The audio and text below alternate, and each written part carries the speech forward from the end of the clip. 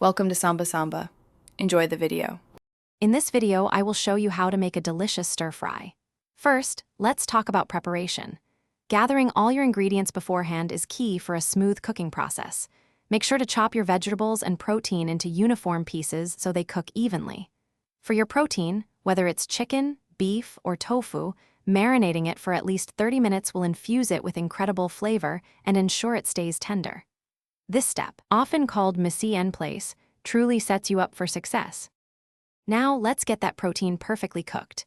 Heat your wok or a large skillet over high heat, adding about 1 tablespoon of your preferred cooking oil. When it's shimmering, add your protein in small batches. This prevents the pan from cooling down too much and allows for a beautiful sear, rather than steaming. Cook until it's nicely browned and almost cooked through, then remove it from the pan and set it aside. Don't worry if there are a few delicious bits left in the pan. Those add flavor for the next step. With your protein resting, it's time to tackle the vegetables. Add another tablespoon of oil to your hot pan. Start with the harder vegetables like carrots or broccoli, stir-frying them for about 2 to 3 minutes. Then, introduce softer vegetables such as bell peppers or snap peas.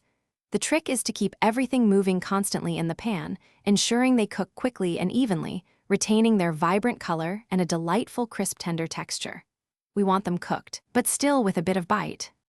Finally, let's bring it all together with that amazing sauce. In a small bowl, whisk together your stir-fry sauce ingredients. Think soy sauce, a touch of sesame oil, fresh ginger, and minced garlic. Return your perfectly cooked protein and crisp tender vegetables to the pan. Pour the sauce over everything and toss quickly for about 1 minute, allowing it to thicken and beautifully coat every single ingredient. Serve immediately over rice or noodles for a truly satisfying meal. Enjoy your homemade stir-fry.